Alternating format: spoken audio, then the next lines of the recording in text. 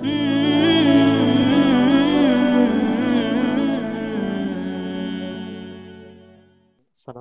warahmatullahi wabarakatuh. Waalaikumsalam warahmatullahi wabarakatuh. Allahumma salli ala Sayyidina Muhammad wa ala ali Sayyidina Muhammad. Allahumma sholli wa sallim alaihi wa ala alihi wa sahbihi. Mohon izin Abi bertanya, bagaimana caranya agar kita dalam beribadah, dalam berzikir itu tidak hanya sekedar menggugurkan kewajiban saja, tidak hanya sekedar membaca zikir saja, akan tetapi bagaimana caranya agar zikir itu menjadi suatu kenikmatan dalam beribadah dan suatu kebutuhan yang perlu kita jalani, bukan hanya sekedar menjalankan rutinitas. Syukran Abi atas jawabannya. Assalamualaikum warahmatullahi wabarakatuh. Waalaikumsalam warahmatullahi wabarakatuh.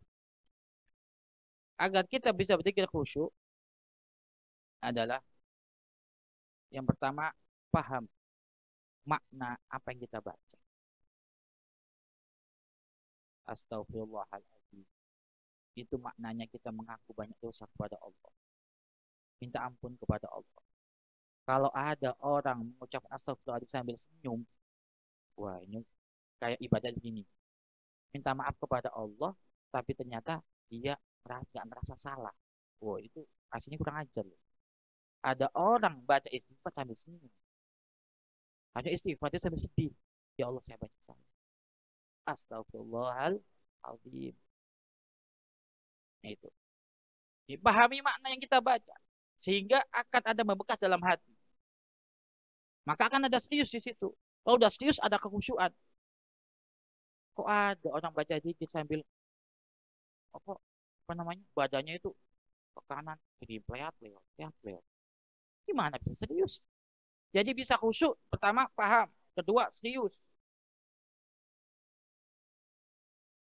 Karena itu adalah kunci kekhusyuan kita membaca di zikir. Kelihatan. Bisa kelihatan. Orang yang baca serius sama tidak akan kelihatan. Dan yang khusyuk atau tidak kelihatan. Kalau kita belum bisa menikmati apa yang kita baca, berarti kita belum serius di dalam melakukannya. Belum paham apa yang kita baca. Tiap hari itu kita banyak doa kepada Allah. Tapi pertanyaannya, doa kita dengan kesadaran atau tidak? Tuh. Doa itu apa sih maknanya? Doa itu apa maknanya? Minta. Kira-kira kita minta kepada Allah itu sudah serius apa enggak kita mintanya?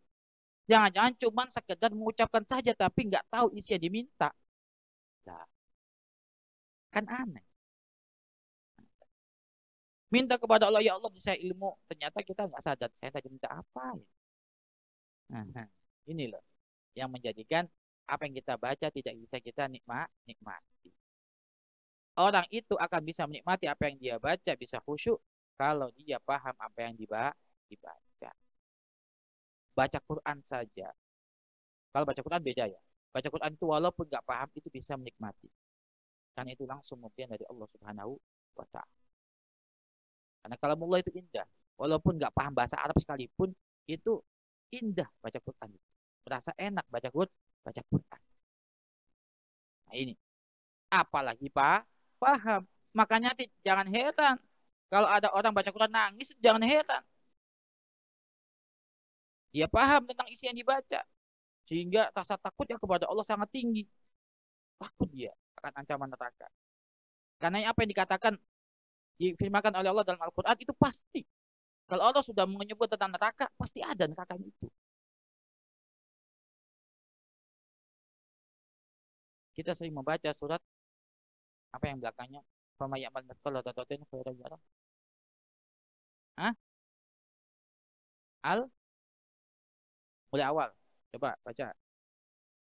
Idza zulzilatil ardu zilzalaha wa akhrajatil ardu athqalaha insanu malaha yauma idzin tuhadditsu akhbaraha bi anna rabbaka awhalaha yauma idzi yasdurun nasu ashtatan liyurau a'malahum faman ya'mal mithqala dzarratin khairan yarah waman ya'mal mithqala dzarratin syarran yarah. Kalau kita paham takut baca surat Idza zulzilatil ardu zilzala. Ketika bumi itu digoncang oleh Allah Subhanahu wa taala. Jangan bumi digoncang. Kita naik mobil goncang-goncang aja takut. Ya, takut gak? Naik mobil goncang-goncang. Takut. Apalagi kalau bumi digoncang oleh Allah Subhanahu wa taala. Dengar kemarin gempa di Cianjur. Itu baru satu titik Indonesia. Bagaimana kalau bumi digoncang seperti itu? Bahkan kiamat itu lebih dari itu. Bukan kemudian baca itu yang diperhatikan lagunya baik. Gak pernah mendengarkan apa isi yang dibaca. Makanya banyak orang banyak baca Quran tapi nggak tobat-tobat karena nggak paham isinya. Iya, hataman semangat tapi nggak pernah tobat dari dosa. Nah, terus hatamannya apa? Nah, gitu lah ya. Jadi menikmati apa yang dibaca dari zikir atau apapun itu termasuk Al-Quran, kata Al-Quran juga zikir, itu jika kita paham apa yang kita baca. Dan serius dalam melakukannya, sigap ketika akan melakukannya. Bukan buat sambilan, bukan buat bercandaan, bukan buat ngisi waktu kosong. Serius. Maka akan mendapatkan yang namanya kenikmatan ketika berzikir. Maka banyak orang itu berzikir berjam-jam tapi nggak capek. Kenapa? Kan rasa nikmat dia. Rasa hatinya plong dekat dengan Allah Subhanahu wa taala. Makanya kalau kita banyak yang sumpek, ada yang jenuh, ada yang sumpek, ada yang banyak pikiran mau stres, maka mungkin pikir kita ini kurang serius sehingga kita gampang stres. Seharusnya orang yang berada di lingkungan ilmu itu gak gampang stres. Gak ada orang stres karena belajar itu gak ada. Ada nggak stres belajar? Yang ada itu stres kalau nggak punya jajan. Jadi nggak ada orang stres nggak belajar stres nggak ada asli. Kalau belajarnya ilmunya niat karena Allah. Kalau belajar ilmu niat karena Allah berarti dia itu dekat dengan Allah. Kalau dekat dengan Allah nggak mungkin pusing, nggak mungkin dia stres. Wallahu a'lam.